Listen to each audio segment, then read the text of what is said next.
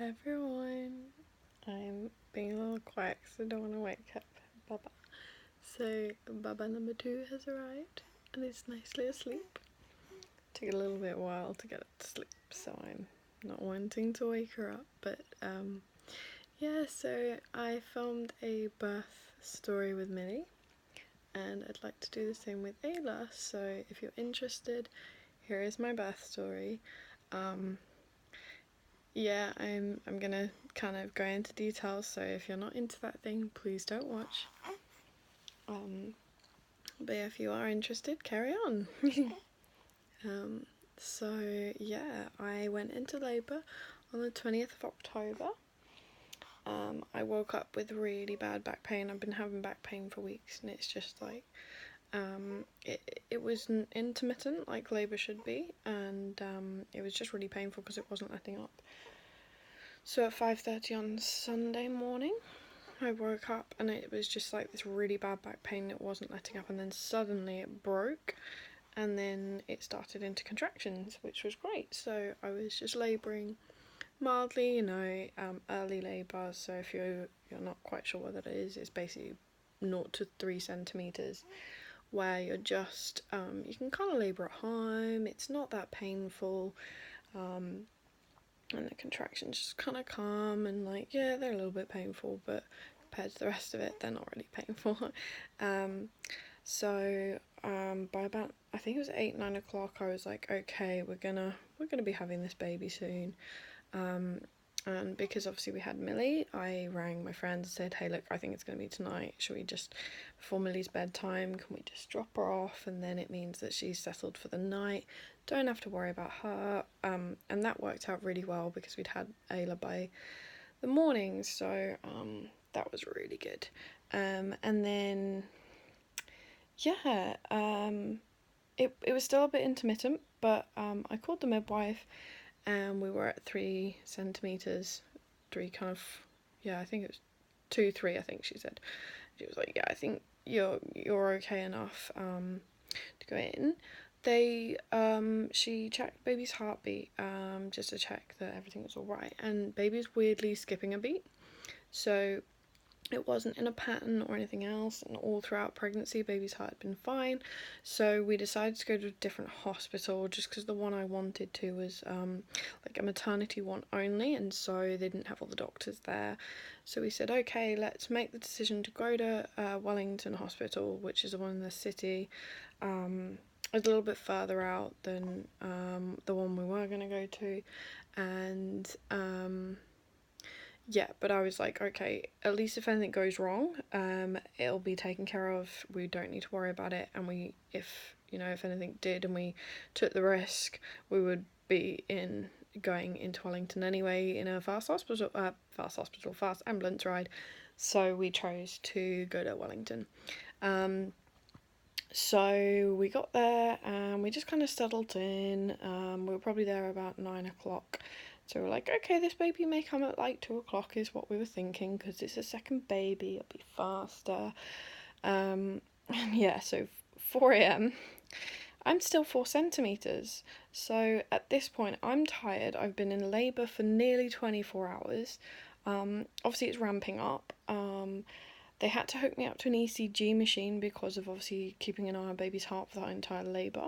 Unfortunately, that meant I couldn't have a water labour because we tried it and it just wasn't picking baby's heartbeat up. So that kind of sucked. So I got on gas and air earlier this time than I did with Millie. Because with Millie, they were like, yeah, you need gas and air at 8 centimetres, but I kind of always, I'll take it the last minute possible because obviously it gets really painful towards the end. So that was interesting, and I was just really tired, and they were like, okay, we need to do something. Before that though, so baby was back to back, so I was in a lot of pain. When babies are back to back, it's not ideal, and it's quite a tricky, slow thing, so that's probably why it was slowed down a bit.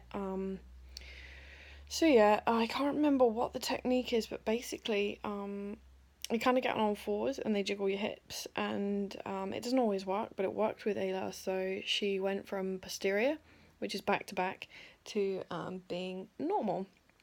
which was great. So that was really, really helpful. So I mean, at least because took so long, it meant that we could jiggle her back into place, which was really, really great. So that worked out really, really well. And then yeah, so at 4 a.m., I think it was at 4 a.m. they were like, okay, we need to kind of do something now, because they'd been reluctant to break my waters because baby was in posterior and that can lock them into position, and that wouldn't have been great. Because sometimes that can end in C-section, and that I'd said to my midwife, that's kind of my worst case scenario, just because obviously my husband has broken his foot at the moment, and so obviously if I had to have a C-section, that would be interesting, and how we would manage that. We'd probably have asked for help, but obviously it's kind of nicer when we can do it ourselves, because it's like, it's not pride, but it's nice to be able to kind of just be able to do it yourself, and yeah, and kind of have that, yay, we're parents and we want to be, we want to have that honour, because it's so lovely to be a parent to the girls, and this one, she's so cute. Anyway, yeah, offside track. So yeah, so we were there 4:15, I believe, and they were like, right, we're gonna break your waters. So because the only other option, I'd said, look, I really didn't want to do this, and I'm kind of glad it didn't happen. And I was like, look, almost epidural, because I was so tired. By this point, I was like, I just need to rest. I just had barely any energy left, because I had been going for a long time, and I was still pregnant, so you still got that going on. And yeah, so they broke my waters at 4:15, and I'm gonna give you a hint. She was born at 5:03. That's where it all got very, very intense. I did not experience this with Millie because it was so intense. So I was 4 centimeters at 4:15. By the time 5:03 had come, she had gone from 4 centimeters to out. One of the reasons why that was so intense is because contraction after contraction came. Basically, the instant the waters got broken, I felt the liquid go and her head drop, and then suddenly it was just like, and everything just happened. I had the most intense contraction after she'd broken the waters. It was insane. Yeah, it's one of those things. It just happened so quickly. I was in so much pain. I was screaming, because I was that classical pregnant woman, in labour, who screamed. I never did that with Millie, and I felt so bad, because I was like, I'm so sorry, people. I don't want to scream, but that's how I had to cope. Like, that is how I went through it, because if I didn't scream, I just couldn't do it. And so that kind of let it out a little bit. It was just, I have no words for how painful that was. It was just, my body took over because I couldn't do it. And it was just a bit of a miracle, to be honest. So yeah, we got to the pushing part, and I don't know how long that part was, but obviously I was a bit out of it at the time. So now baby was trying to come out like this, and obviously when you're trying to come out like this, your head circumference is bigger. So again, more fun. She also had her hand like here, and apparently she dropped it just as she came out, which was amazing, because that would have been, more fun. So with Millie, I had to have an episiotomy. With Ayla, I had to have an episiotomy as well, and it was almost kind of double. So they had to do the episiotomy, and it still wasn't enough, so they had to kind of open it up further. So on the bright side, I didn't tear. However, obviously, I had not a double episiotomy, but that's kind of what I'm calling it, because it's the best way to explain what had gone on. So yeah, it all happened very quickly, and I mean, she must have only, I think I was only pushing for like 11 minutes or something. I think I recall seeing that on the birth notes. So yeah, that was great, because Millie was like 3.5 hours. So I was like, well, at least I wasn't pushing for 3.5 hours, because that would have sucked. I think part of the reason I was looking at an epidural was because I was in so much pain, and so I just needed a rest. So I don't know how I managed to push her out. Like, my body just did it. Like, it was just an insane moment of your body takes over, and yeah, you're just so tired, and you think you can't do it because you've just got no energy left, but you do. And the midwife is amazing, and all the health professionals that were helping me were just amazing. Like, I felt so much more looked after this time, and obviously because it was so intense, like that's partly why, and obviously the heart, but like I did feel really, really looked after. So shout out to the Wellington Hospital staff there. Yeah, they were just great. So yeah, obviously baby came out, and we found out she was bigger than Millie because we all thought she was smaller. So Ayla was a grand £8 and 6 ounces. I think she was slightly. I think it's like £8 5 7 point something or something like that. Basically she was 3.89 kg, so 3.89 kg. And yeah, she was born at 5 o'clock in the morning, which was fun. So yeah, it was all a bit crazy, to be honest. I then, after birth, obviously, they were really good in giving me Ayla and cuddling. I'd taken off my glasses so I couldn't see. I could see her on the bed. And I was like, I can't see my own baby because I don't have contact lenses in right now. So there was a moment where I was like, I want to be able to see her. And hilariously, she looked the spit of Millie, but she really doesn't now. I don't know. There we go. She's sleeping. She looks a little bit more like me than Millie did, which is kind of nice. Yeah, so, yeah, what was I? Yeah, so I then, obviously, they injected me to get the placenta out, because we'd already agreed that that was going to happen, so that was fine. And I think the midwife upped a shot. I can't remember what she gave me, but basically it helped with everything. So she gave me slightly more than she would have normally, just to help everything out. They gave me an IV drip, and I hemorrhaged, and apparently I sneakily hemorrhaged. So it wasn't like that crazy hemorrhage you get, but it was like a small trickle. I told you I wasn't going to leave details out.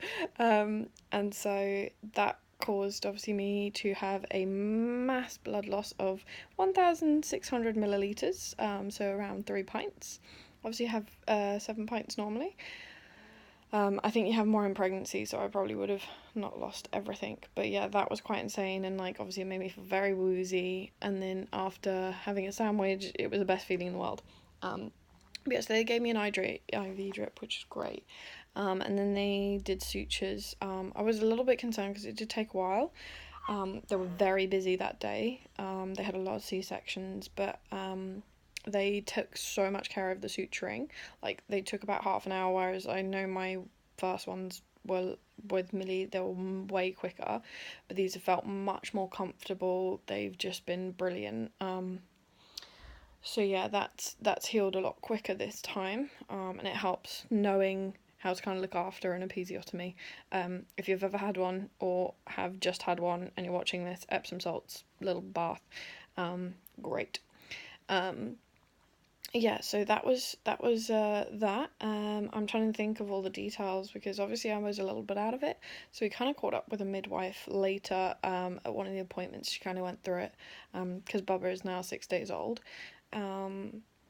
So yeah, I think that's everything really. Like, it was just a bit insane. Obviously with the mass blood loss, the heart thing. She's fine. They checked her out and she's absolutely fine. But yeah, it was just very, very intense, and very painful. My pelvis is still sore sometimes, just in certain angles. It's been a bit tricky, and obviously because I had so much blood loss, it has taken its toll. So I'm just taking those iron tablets, and which I didn't do previously with Millie, so I have been out of bed way quicker. I am in bed now because I've just went to church this morning, so that was really fun, but that's kind of all I could cope with for today, so I've been kind of in bed since, but that's okay, because, you know, I don't want to be sitting in bed all day, like, it's looking after your mental health as well as your physical health sometimes, and sometimes it's worth just nipping out and doing that, and then just being in bed for later, so, yeah, but as you can see, she's perfect. She's just so cute, and she's doing really well. Like, last night was great because she really struggled to sleep on us. Sleep in her bassinet. So last night she slept in the bassinet the whole night, and it was great. So, but I've still had about an hour and a half nap in the day today, which is, I'm so thankful for Millie napping still. Okay, yeah, excuse me. But yes, that's kind of my birth story. Um, it was, yeah, a bit, it was kind of like weirdly slow and then all happened in 45 minutes. And it was very, very intense. Never experienced anything like that. It was just out of this world, really. But yeah, so that's it. We have a beautiful baby girl who is healthy and who has already put on 50 grams in 5 days. So she is doing really, really well. And it's just a case of resting and not doing too much and just, yeah, chilling out and working out the transition from 1 to 2. Millie's been really, really great, and she loves her baby sister. She's so sweet and she helps out a lot. Um, and so, yeah, I think it would just be a bit tricky working out 1 to 2. So Steve goes back to work next week because paternity pay is not as good in New Zealand as it is in the UK. Yeah, so basically it's 2 weeks unpaid. So joy. But yeah, so he is gonna go do that, and I am going to work out a transition and look after myself all at the same time. So, but we will get there. I love being a mummy to babies. Like, I absolutely love babies. Like, I love my daughter Millie as well. But there's just something so special about a bubba. Which is really cool because I think I Millie was in that outfit. I don't know whether it was for the birth. I'll have to look what outfit we put Millie in. Maybe it's the same one. But anyway, thank you very much for watching. I'm going to finish because it is a long video now. But yeah, please feel free to ask questions because I just find the whole thing fascinating. It's amazing what the human body is capable of and what what it can create, you know. Ta-da! Thanks for watching. Bye.